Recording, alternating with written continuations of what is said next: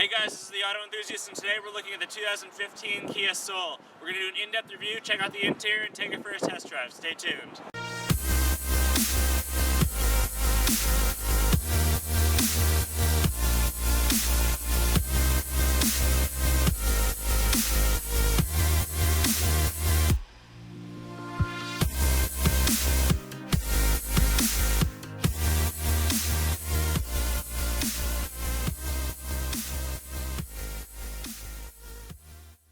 Today we are looking at the 2015 Kia Soul. The Soul has always been a car that has intrigued me on the road because of its peculiar look. Actually getting up close and personal made me see the light in this boxy SUV. The Soul is powered by a 1.6-liter i4 engine. It produces 130 horsepower and gets 118 pounds-per-feet of torque.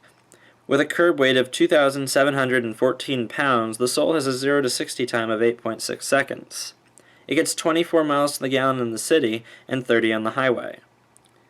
It also has an 18.2-gallon tank, and it runs off regular, and it's front-wheel drive. The Soul can be purchased in a 6-speed manual or 6-speed automatic transmission. The manual transmission was unfortunately nothing special and did not make the car any more fun to drive. The Soul is covered with small aesthetic touches that gave the car an almost toy-like look. With the singular rear badge, the C taillights, and the bland bumper, the Kia Soul was not designed to win any beauty pageants. That is not to say it isn't attractive to look at. Kia equipped the Soul with modern rims, carefully designed edges, and an aggressive grille that give it a hip look. Also, the headlights are well designed and look pretty sharp.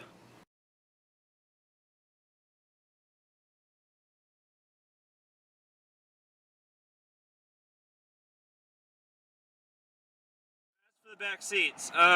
They are wrapped in some plastic. I'm sorry about that. We don't want to unwrap it. The dealer wants to keep it wrapped. So for the back seats, they're pretty comfortable. I was expecting something a little more comfortable. I do have a ton of space. That's one great thing about this car. There is good, sufficient legroom. Head space is fantastic. My armrest, the armrest here is very comfortable. Overall, I'm comfortable. The actual grade of the seat is okay. It doesn't really hold my body, but a lot of back seats don't. So overall, it's a pretty good back seat. The steering wheel is pretty nice. It's not a leather wrap, but it's very comfortable to hold. There's a lot of buttons, calls, controls that I'm not crazy about, but they're pretty easy to use. The badging is nice. There's a cover here, so the yellow thing won't be there. But again, it's a very attractive wheel. It's very sporty. It's easy to hold and easy to use. The gauges are extremely attractive. They're very, very sporty and flashy, and I really like that in cars. The overall feel of the center is pretty nice. It looks good. The quality of the actual buttons and controls are okay. Kia's gotten really better with what they do. I'm not crazy about this display, the font they use, but that can be overlooked. The systems actually work pretty well. They're pretty responsive. You've got your USB and your 12-volt and your auxiliary cord. The shifter knob in this car is actually pretty attractive. It has nice leather ball string here. It's just the round pin shifting knob, but it's a very attractive knob. And the cup holders are pretty good sized. Space in this car is pretty good. The door, there's not a lot of space here, but there is enough space for a full drink in the cup holder section here. It's one of the larger we've seen. The actual glove compartment is huge. It's just a push button. It opens. It's pretty cheap, but you do have a ton of space. You've got a paper hold here in the actual door, and a massive amount of space here. This is one of the larger that I've seen again. There is a little bit of space in front of the shifter knob and below the center controls here. This is okay. You can put your phone, iPod, whatever you use there. And the armrest compartment is pretty big. It's pretty basic. It's just a nice cheap bucket design and provides adequate space for the driver and passengers. Before I start driving, visibility is pretty good. Out of the rear view window, you do have a pretty good view. It is a straight back rear window, so there's a little bit of depth perception that you have to get used to. But out of the side doors are pretty high, but you still get a pretty good view. And out of the front, you got a pretty good view. There's a lot of natural light in this car. It's really nice. The interior is really attractive with that contrast with the light. Let's take it for a drive and see what it does. Okay, so we are in sport mode. I just wanted to test it out. One thing that I have noticed is the idle is really slow in this car, which isn't always a bad thing, but I am barely moving. To actually get moving, you really need to apply a little bit of gas. which isn't always a bad thing. I usually like something with a high idle, but again, it's personal preference. Okay, so we're coming up to a straightaway up here to see what this car can do for speed. So we're accelerating here.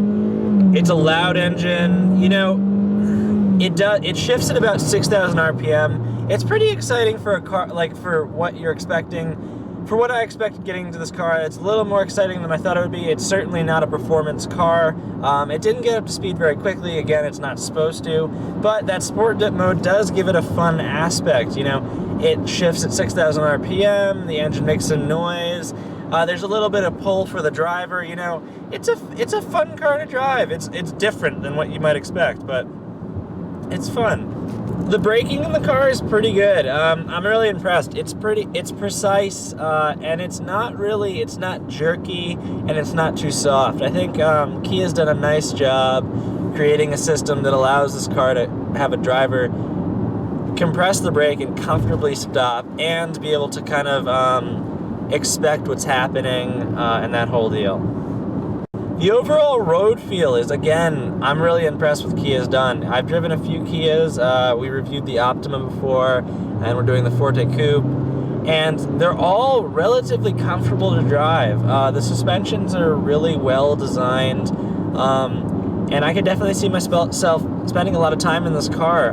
Again, the seats are comfortable, but I think it's the road feel. It's a very refined, obviously it's a refined interior, you don't hear much sound, but the actual road feel is pretty dulled out. Not to the point where you don't know what's going on the road, but it's definitely optimized for driver comfort and kind of like state of mind. I get a very calm feeling when I'm driving this car. There's not a lot of outside influences.